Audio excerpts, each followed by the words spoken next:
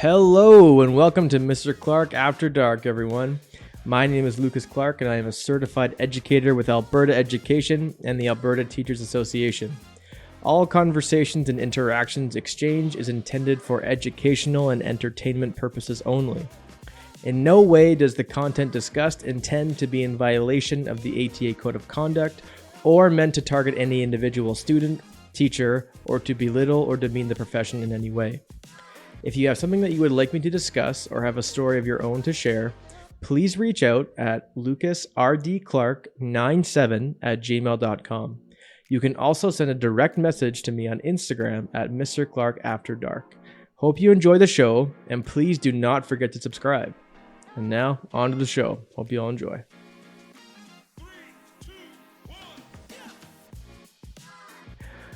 How's it going, everyone? Welcome back to another wonderful episode, hopefully, of Mr. Clark After Dark. Today I have on the one and only Mr. Devon Powell, a.k.a. Shadow the DJ. Devon and I had a wonderful conversation. On part one here today, we discussed his kind of initial phasing into the profession, being in his first year here. We discussed how teaching is actually really 4 jobs in one, the unrealistic introduction that his practicum gave him, the major differences in teaching in Alberta versus Nova Scotia in his practicum, and kind of the different things that he's had to run in with this degree of standardization that we have here in the province, and how he's been able to handle it, or overcome it, I should say. How he became a DJ in university, the art of performing, spirituality outside of religion, anime and its nuance, growing up in Jamaica and how different education was in Jamaica versus how it is in Canada, what is actually meant by the word pedagogy and not just being a random buzzword that we all use in education, struggling with a new perception of self when moving to Canada when he started university and kind of overcoming his culture shock and identity struggle, which we go into a bit of depth, and obviously much more. Thank you all for tuning in, and really appreciate everyone supporting the show, and hope you enjoy. All right, Mr. Powell, how's it going, sir? It's going good. Yeah? How's the first couple months been for you? If you want me to be honest, it's been a whirlwind of stress and the first year of teaching has been difficult, but we're getting there. Anything unexpected so far of like what's causing that stress or no? And to be honest, everything has been unexpected. I think the question should be, what have I expected? Because so what did you expect? I guess I expected to go to work 8 a.m. to 3, have the rest of the evening off, chill. But actually it's been 24/7 learning, making sure I'm ready for class, prepping. So how have you kind of adapted to that change in your life? Like, so one of the big things I think about a lot is, how has your free time changed? My free time? In uni I worked a lot. Like worked and went to school. So I didn't have much free time, but the use of my time has changed. Okay. Instead of doing multiple hobbies or multiple jobs, I'm now doing the same job that feels like 4 in one. Okay. Yeah. So why 4? Like what are the kind of different components that makes it feel like more than one job? You have to be a presenter. You have to be a researcher. You have to graphic design with slideshows. Yeah.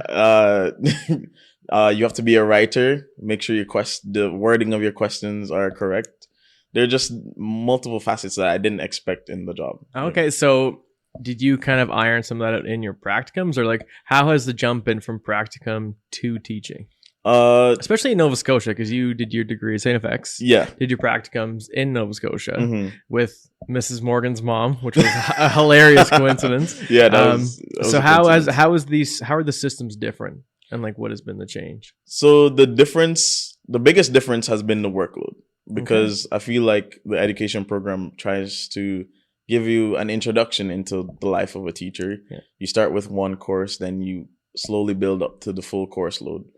But even so, it's only over a 5-week span, which is about a unit. Yeah. So you're not thinking about the entire year. Yeah. Oh, that's true. So you're a bit more short term, because you almost always have an end goal. Exactly. in your practicum but now even when you have an end goal, then now it's just the next semester. Exactly. You don't really have that, but Yeah, it's a cycle rather than a straight line. Okay. Yeah. So that's how I've been looking at it.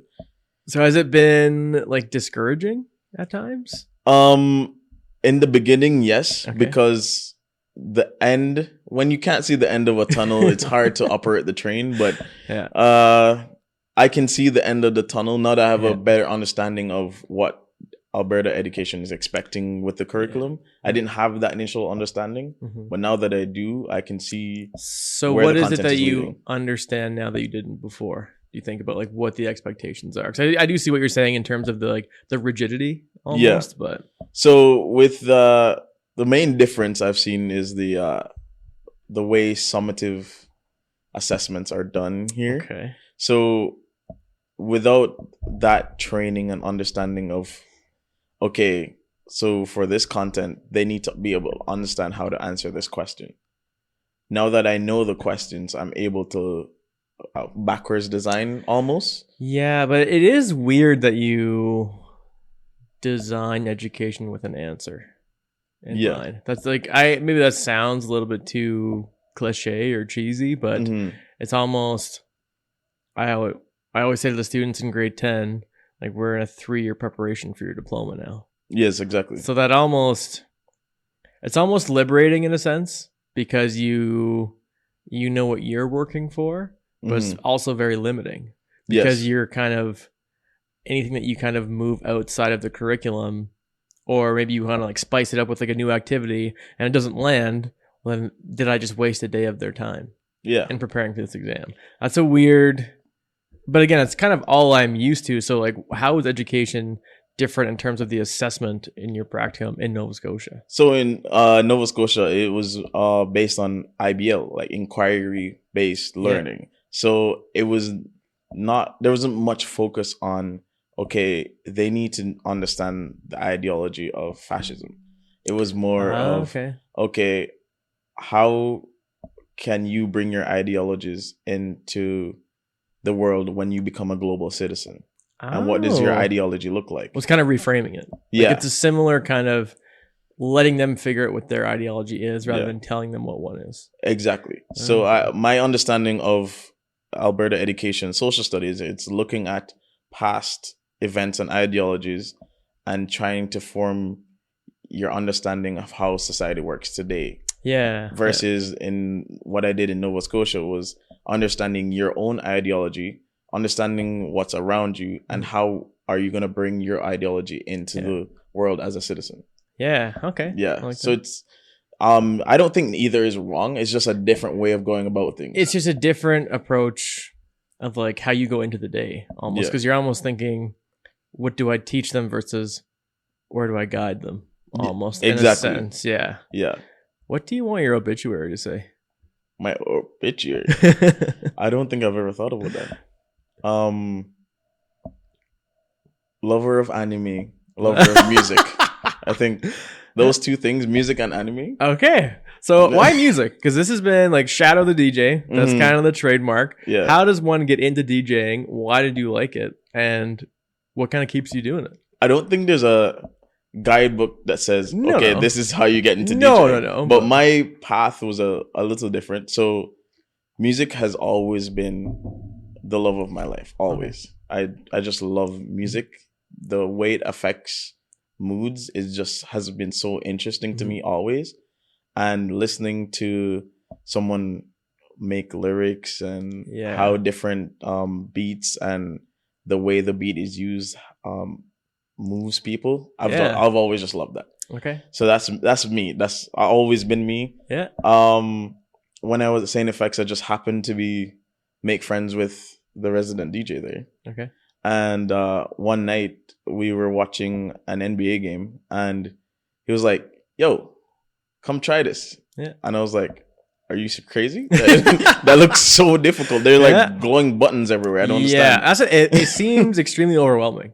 Like this, because I think people think like being a DJ would be easy until you're asked to control the aux at a party, and then everyone hates everything you do, and then you're That's like, what I'm saying. A lot of times when you get requests as a DJ, people are like, play this, play that, play this. And I'm like no.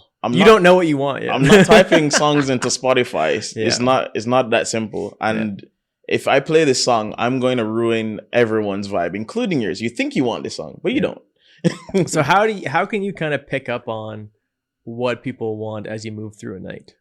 So as you move through the night, you first of all, you need to know the theme of the night. We kind of talked about this off air. Yeah. So let's say, for instance, I'm doing R2K night or 2K10 night, like a throwback.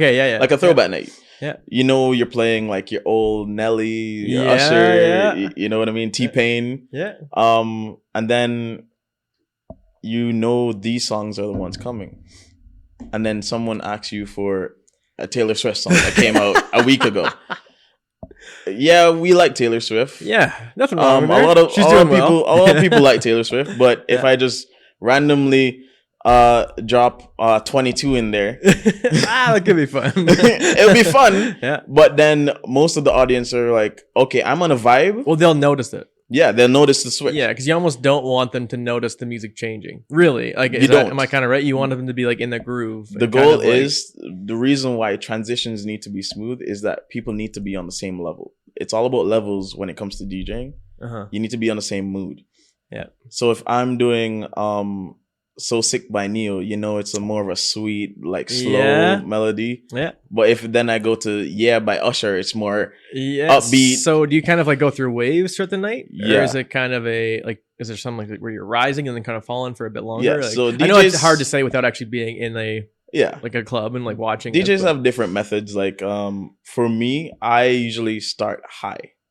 Yeah. High tempo. Yeah. Because my methodology behind that, my thinking behind it is if you start high, your excitement level, your endorphins are released from the start of the night, from the get-go. When you're getting people out there.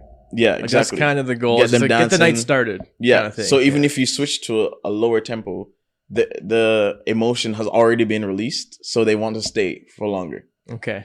Yeah. But not every DJ does that. Yeah, that seems like the way I would try to do it too, because you don't want to start low, but you don't want to start too high. Yeah, where it's like everyone's now waiting for that to happen again, but you're kind of going in that groove. But some DJs start high and then in the middle of it go low and then high and then low. And so you did tell me about this, but what was the one time that you bombed? And not like bombed as a DJ, but you said there was a time when your computer gave out. Yeah. So explain to me the feeling that you get when 500 plus people are looking at you and you're having technical difficulties with your computer. Sheer terror. Absolute terror. I wanted to curl up and roll into a ball, and I want to be anywhere else but there. Because imagine intoxicated people, right? Yeah. They're not worried about what they're thinking or what they're saying. 500 intoxicated people, and you just cut the music off of them. They're not happy. Yeah. So I had to get on the mic real quick and at the same time, while fixing whatever the problem is, talk to them and say, hey, technical difficulties, but we'll be right back. Plug in my phone, play a random song, and then I fixed it in a minute and a half, 2 minutes, but it feels like 10 years. Well, so I love that kind of thread, because when you say feelings of terror and reading the mood, that's like how I would describe my practicums. Okay. When you're trying to, obviously very different, and I know like I don't want to make this too. Is it different though? Because as a DJ, you're catering to your audience, and so are you as a teacher. Yeah, like you have an audience that you're trying to. It's very hard trying to entertain with a learning goal.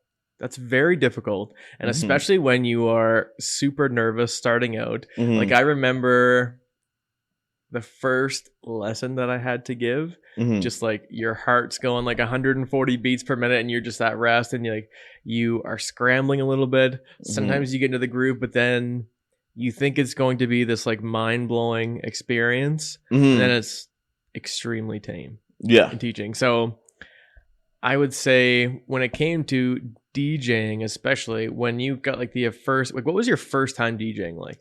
So my friend I mentioned earlier. Yes, yeah. He got some free labor, I should say, because what would happen was he whenever he booked a gig, Yeah. His name was on the poster, but it was actually B. Yes. So that's how I got my practice. Yeah. So he'd just walk around the bar saying hi to people while I'm up there learning the trade kind of thing. Yeah. So my first time doing it, my heart was racing. Like, you're in front of 600 people and they're judging what you're doing every second of the night. Yeah. And it feels like everything is riding on your decisions. Mm-hmm. So what I did was I set up checkpoints in my mind. Okay. So I was like, okay, get through this BPM set. BPM, beats per minute. So I said I started off fast. So get through my high pace songs. If I get through my high pace songs, this is what I'm going to transition to. Mm-hmm. Get through my mid pace songs. Oh, okay. So what are you doing? Because it seems like you're always like 5-10 minutes ahead. You have to in your mind, right? Yeah. And so, again, I'm actually kind of shocked how clearly I'm seeing the parallels here with teaching and DJing right now. Like it's a pretty similar mindset. 100%. Is skill set the wrong word? I'd say mindset or like approach. Both, actually. Yeah. So, and so I guess as you're moving through, you're trying to kind of read it. Mm-hmm. And what do you do at each checkpoint?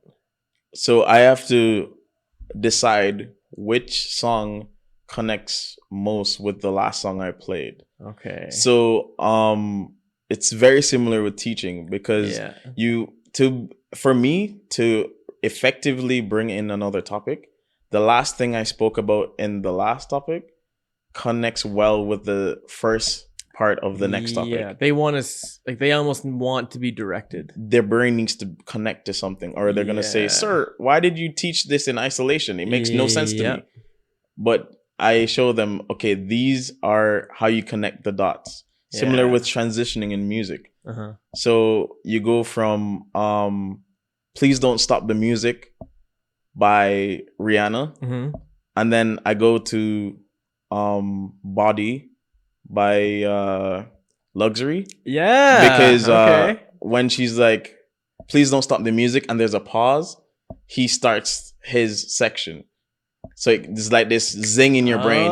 You don't notice that I do it. I notice it, but your brain will notice. You don't notice it. Yeah. So it almost gives you this another release of emotion. What is that feeling?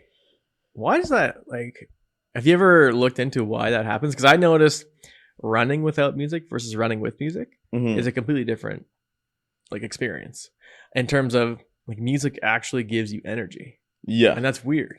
Because from my experience, it releases something in you. I feel like there's I don't know the science behind it.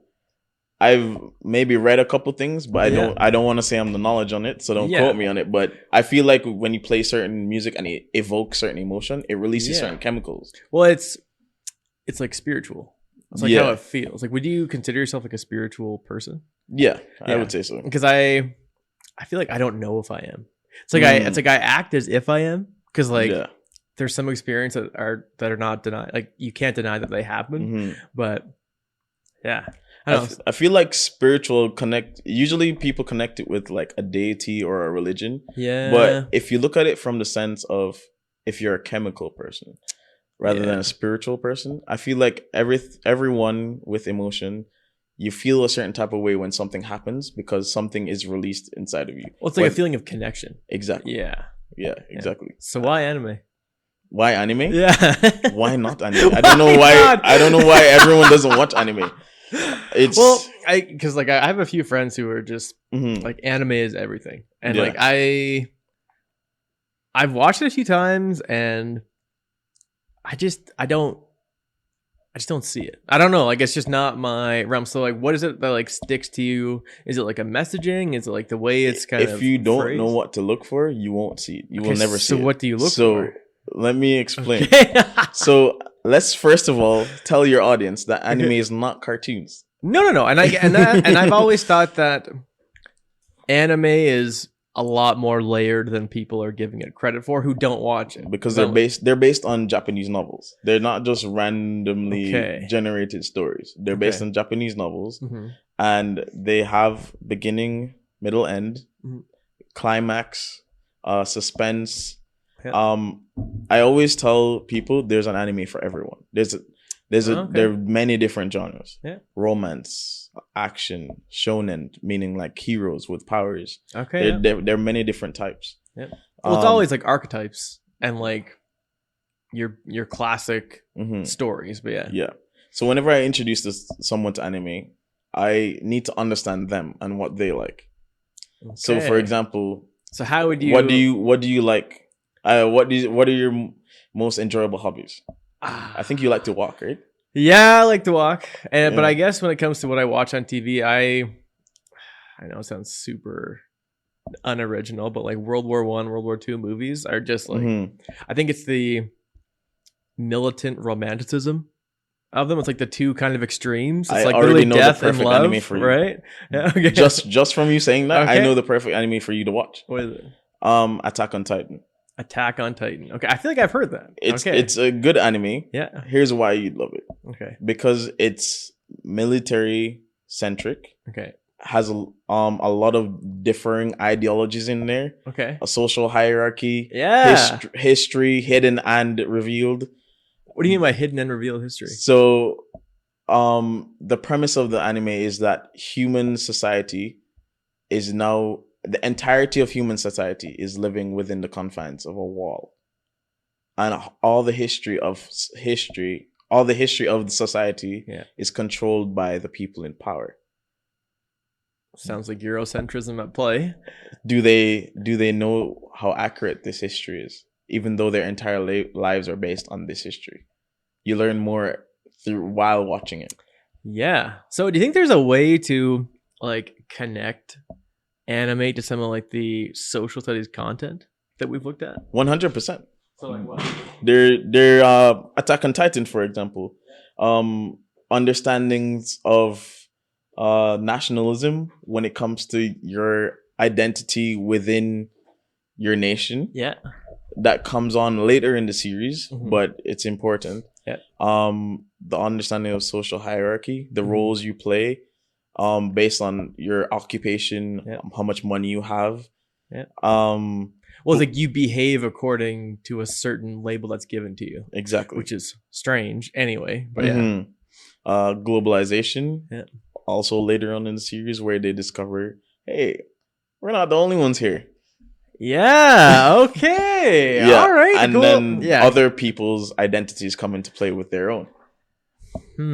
All right. How long is like an anime series? Like how long is Attack on Titan? It's about, I think there are 4 seasons now, but they've split up the 4th season quite a bit. Okay. But it depends on anime. Usually animes that aren't super popular usually have 1 season with 12 episodes. But then you could have super popular ones. Wait, like I One almost Piece. feel like the more that we were talking about, the label of anime is kind of silly to just have like one label on it. Like, is it?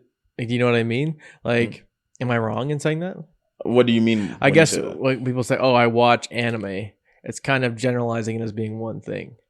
That is true. Yeah, whereas because there's so many different types. Yeah, like whereas if you go through Netflix, like you're not saying, "Oh, I'm watching Netflix." It's like I'm watching comedies or romance. You know what I mean? Like I feel like anime is kind of given that Netflix label as like it's only one thing. Yeah. And it comes across, I think, if you don't watch it as like being cheesy because of that generalization, I think. Because Pokemon is worlds different from Attack on Titan. And so, and like when I picture anime in my mind, that's what I kind of go back to. But I think but again, the number one thing that gains traction in my classroom is the oversimplifieds. So like people love the kind of animated overview of what's of the stories you're trying to tell. Because every lesson that we're teaching, you're trying to kind of cliche-y speaking, kind of give them the underlying narrative that kind of connects everything together and the commonalities and the patterns. So why does it need to be through this like boring World War II documentary? Why can't it be through Attack on Titan? Right? That is interesting perspective. I think the problems with that is the negative connotation that comes with teaching with an animated system. It almost feels like you're taking it not seriously. So do you feel like that? I don't, because of how impactful anime has been to me. I understand the severity and the seriousness of some of the concepts that come through anime.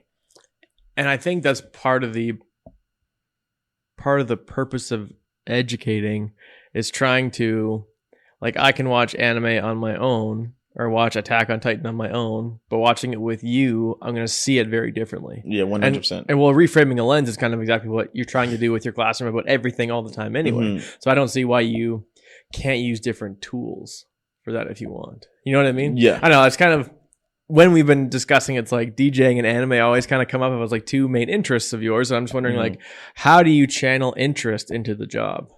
Because I almost find people who stop being creative are the ones who start becoming miserable in the job. I see. Yeah. So with that, I think I use a lot of the strategies I use while DJing, while I'm teaching. I survey the crowd. I'm using asterisks in the air right now, saying I'm looking at my classroom. What's the mood of the class while I'm saying this concept? Because if they're looking at me with glass eyes, they don't know what I'm saying. Yeah. So how do you teach? Is that a too open-ended question? Because I guess, like, what is your, because I'm still very much lecture at the front of the room, show videos, take notes, break them down.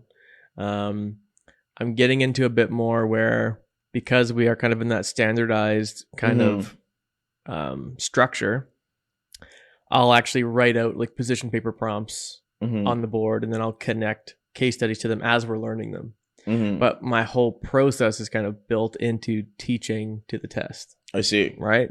So how did you come into teaching? Like, what do you do in your classroom? So, and I don't mean for that to sound like an interview question or no, anything, but I understand what you're saying. So how I teach is currently changing every day. And I know that sounds like a cliche thing to say, but coming in, I had an idea of what I wanted to do, but because the Alberta education system is different, I kind of had to combine these two people together. Yeah. So what do you mean by two people? So that's interesting. Yeah. So my whole thing coming to teaching, I'm gonna do project-based learning, choir-based learning, open-ended questions. But those don't necessarily teach them how to answer questions that have a yes or no. Yeah. You know what I mean? I do. Yeah. So I've almost had to combine, have them understand critical and open-ended thinking while also understanding how to read a question. So I'm currently doing that. I'm getting better at it. So I started with projects. Okay. What kind of projects? Coming into the Alberta one, you make the adaptation of, I'm in a more standardized curriculum. I have certain expectations of how students are supposed to perform on certain tests. Yeah. What kind of projects do you find have like helped build the learning in your room? Like what were the first ones that came to mind? Like, this would apply, if you don't mind. Because like even I'm right now, because I'm really trying to hone the skills for the source analysis by doing some sort of more open-ended work. So the two main ones for 20, which we are both teaching right now, is the first one I did that flag assignment, where it's like, I want you to recreate the Canadian flag. Yeah. Where like use the symbols, use the background, create something new. But then I said, I want your written response to this to be like you created your own source. So that way they're kind of doing the source analysis write up, but they still get the ability to be creative and kind of choosing what they get to write about. Yes. And I've done the same thing with their propaganda assignment. So I'm kind of, but again, that's just the same idea applied twice. Like I'm still very stuck in terms of how do I move beyond, like how do I move slightly outside the zone without getting out of the zone entirely? Yeah. So what I see you doing is the first step. Is not an incorrect step, so to speak. Like it doesn't feel like inquiry, because anything outside of what's standardized, it's whatever level you create. Because everything outside of the box is now all you. Yeah. So what I've done something similar where I've had them do a propaganda project. Yeah. But instead of looking at different propaganda posters or sources, I've shown them the elements that make propaganda effective. Yes. Show them the ones that make it ineffective and have them make their own propaganda poster. So you've done something similar. Yeah. But I am in my own understanding, because everything you do in teaching is based on your student experience. Yeah. How you learn. Mm-hmm. It might not benefit everyone, but it's the best way you can relay your message. Yeah. So it's the most beneficial through your teaching. Mm-hmm. So how I learned things was to understand it within my own understanding. So that's my idea of, okay, let them make their own propaganda and then let them see if, okay, do you think this is an effective propaganda tool? So what did you did you do something similar where they kind of created their own poster or whatever, some sort of propaganda, or how did they do it? So my projects are done in parts. So the first part is understanding and information. So they get, using the Alberta education system, I get them to understand the past and what information is already there. Yeah. And then the second part is making their own article, their own source. And gave them blank pieces of paper and they drew their own propaganda. Yeah. So they made their own poster. Well, because I like that you give them the information, you don't tell them the information. Yeah. I like that. And they can kind of adapt it their own way. Yeah. Because I feel like if you write down the information and you find it yourself, you're more likely to remember it rather than me just saying it at the front of class one day. And so you grew up in Jamaica, correct? Yes. And how old were you when you moved to Canada? I was 18. Okay. So you pretty much do all of your education growing up in Jamaica. How different was the education in Jamaica versus Canada? Worlds different. Okay. It's so different. I found that in Jamaica, there's almost an expectation that, okay, this is your teacher, you must listen to every word your teacher is saying and you must respect your teacher. Okay. And that's just the understanding. Okay. Whereas here it's more of, okay, we're going to question our teacher at all points. So what do you think there's a better one? Like, what do you think was, because I almost think it's strange to teach your students to never question authority. Yeah. But I was going to ask you, which one was better for whom? Because the one in Jamaica definitely was better for the teacher, but was it better for the critical understanding of the students? Yeah, because I kind of always say to my students, like, put me on blast. Like, if you think I'm saying something that's like inaccurate, like, I am the first one, and I think you kind of should have the attitude of, I'm the first one that's willing to be wrong here. And I've actually started kind of reframing things from, I won't necessarily, because a lot of what we do is talking at them versus with them. I always try to talk with them instead of at them. So instead of being like, this is what happened during the Great Depression, it's like, we're going to look at the Great Depression. What are you guys seeing here? Yeah. That's kind of how I've tried to make my class more conversational, because I've noticed the exact time that when you start to talk at them, you see the eyes. The glaze over. Yeah. And they just, like, they need learning to be informal. Yes. That's kind of what I'm picking up on for it to be effective. Now, you can still stand up every day and talk for 90 minutes a block, but that doesn't, and you might look like you're working and being effective, but you're not in reality. But in terms of how you're actually translating yourself into their brains and filling it with, like, strategy is probably the wrong word, but the capacity for understanding. Yeah. I wouldn't say that's necessarily the best way to do it.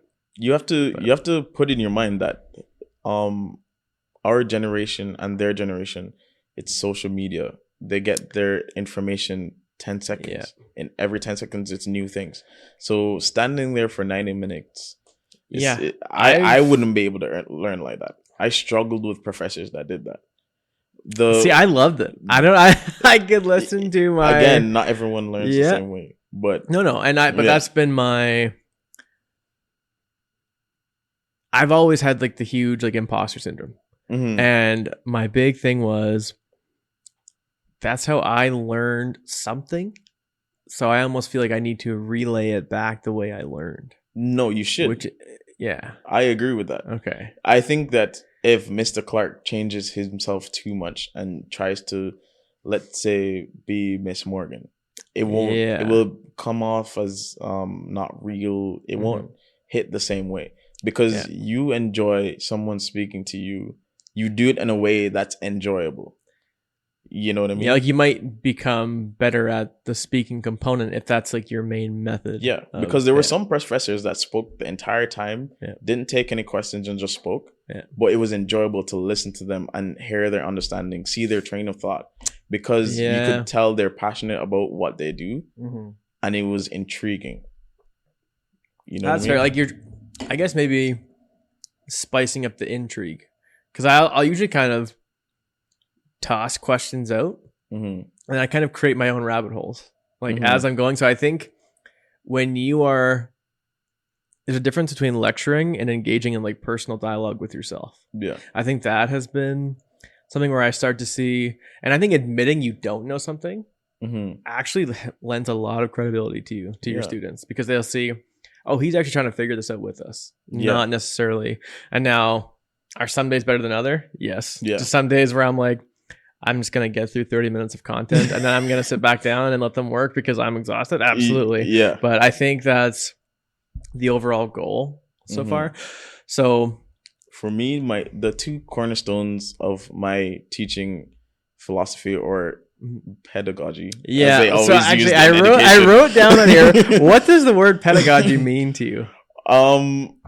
It just means a word that's been used so many times in the education program, but it in actuality, it's just my understanding of how I instruct. It's the philosophy of my teaching.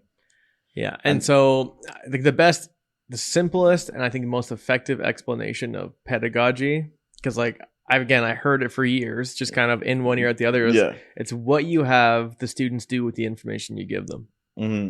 So I think that was actually the most like, oh, it's actually like the art of how you lead them to assessment. That's kind of like how I imagine pedagogy. So if it is that way, I've almost thought that any sort of like teacher comparison and evaluation is kind of obsolete. Do you agree with that? I'm going to throw like I do agree with it because there's this thing in education where we try to move away from bias, right? Yes. But that's impossible. Yeah. Everyone that lives on planet Earth is biased based on their lived experience and what they've been taught while growing up. Yeah. You can't get rid of bias. No. Not completely anyways. Yeah. So how you see the world and how you see content in order to get that across to students, I'm not going to see it that way. It's impossible for me to see it completely through your eyes. Yeah. And there's so many like contradictory. So I guess when it comes to the teacher comparison thing, my mind was I had a vision in my head of what a teacher looked like, and I'm going to do everything I can to fit that kind of traditional mold. But it's a fool's errand. No, you'll just be running after a unicorn.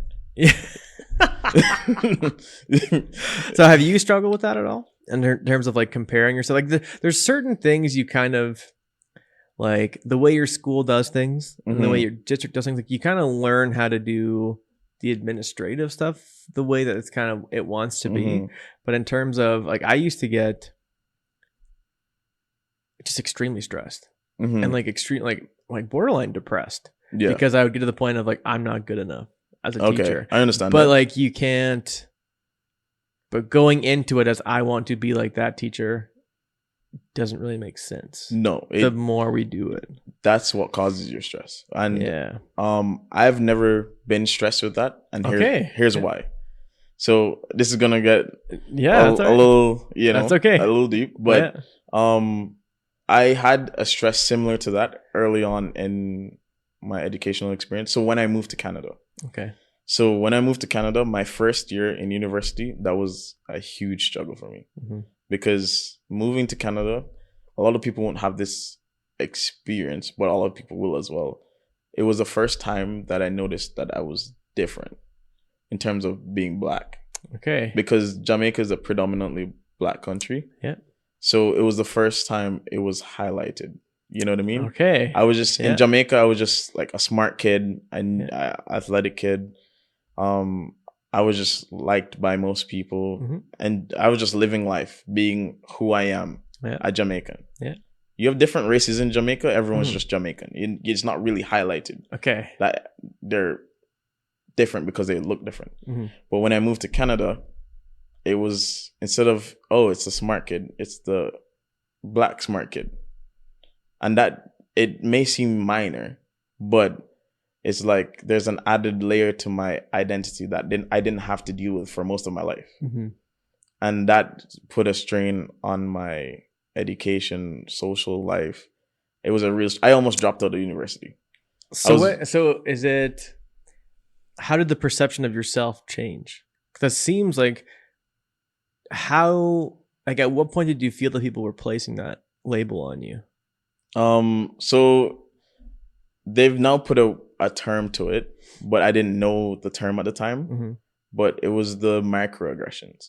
So it was almost the expectation that I was not as good as the rest, and that puts a weight on you. So whenever you answer a question in class and your professor is like, "Oh, wow, that was articulate," it's like almost like, "Oh, I can't believe that you answered that question." You know what I mean? Yeah. So it's when you go into the supermarket, people look at you, just feel like an imposter in someone else's space. Okay, interesting. Like you could see you can see the fear sometimes. Okay, just for being there. Wow. Yeah. Okay. Yeah. It was a whole day. It was like I moved to another universe. Whoa. Okay. Yeah. And again, that's actually really fascinating, because one of the things, again, I don't have that experience. And so when it comes to, like, I was teaching about like Jamaica becoming a republic recently. And as I was talking about, like, I know that you told me you were from Jamaica, and I'm just thinking, like, I'm very much into trying to be as authentic as I can. But as I was teaching about that kind of Jamaican, the case study of Jamaica, it was, this could be delivered so much better by someone who's actually has intimate experience with it, in terms of like interacting with the colonial legacy. Yeah. Right. Rather than just me being person in the front of your room saying, "Oh, this is just another example of decolonization." Right. Yeah. I get what you're saying. And so how did you kind of maintain your authenticity, and how did you learn to kind of not get over it, but kind of learn to live with it, but still continue on the path that you were on? Yeah. So bringing it back to your scenario and how you felt that stress as a teacher, it was similar to the stresses I felt, almost like an imposter in Canada. What was my identity within Canada? And this comes down to the reason why I became a teacher. So there was this professor at St. FX, Dr. Ronald Charles. He is a gentleman from Haiti, and he went through similar experiences. And I was in one of his religion classes, and he recognized that I was struggling, and he kind of took me under his wing and said, "Come on, you are brilliant, you are smart," and him doing that saved my educational career. I would have not been able to finish university if it wasn't for that intervention. And the way he delivered his classes, that's how I emulate my teaching as well. Yeah. So he taught about the Bible and the Gospels, but he did it from a historical perspective, using discussion in class, critical questions, saying, okay, this is the popular view, but let's actually discuss the not so popular view and see what that's like. And because we discussed the devil's advocate perspective often, it allowed me to understand the popular view more. Yeah. In that sense. And that's how I went about things. And because he was so different from every single other professor I've had, I've kind of emulated that teaching. And then with the struggle of moving to Canada, it forced me, yes, it was a bad situation, but it forced me to really understand my identity within a different sociological sphere. Okay. You Like know you what I kind of mean? reframed the way you perceived your identity in the new context. Yes. Okay. So to be able to feel comfortable in another space, Mhm. I had to be comfortable within myself as much as possible. And that allowed me to be, so wherever I go, Mhm. even if it is a new space, around me is this own space I've created, and I'm myself within that space, and that space just happens to be within a new place. Okay. So I never feel like an imposter because I'm always, wherever I go, within my space. Well, it almost seems like you had to newly craft your self-esteem. Yes. Would that be accurate? Of like you needed to,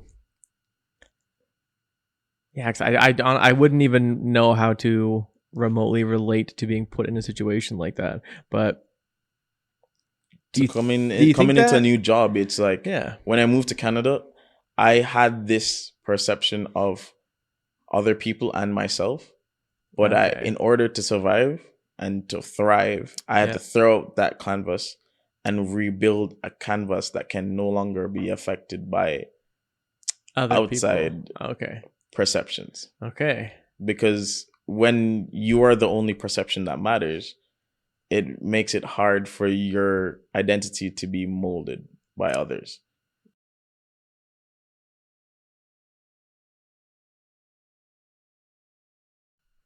Hey everyone, thank you all for tuning in. Really do appreciate it. Just wanted to say again, if there are any issues with professional conduct and or you would like to share your own story, experience, or have something you would like to contribute to the show, please do not hesitate to reach out at lucasrdclark97@gmail.com or send a direct message on Instagram to @MrClarkAfterDark. Hope you all enjoyed, potentially found something of use, and of course, please do not forget to subscribe. See you guys all next time. Unless you're scared.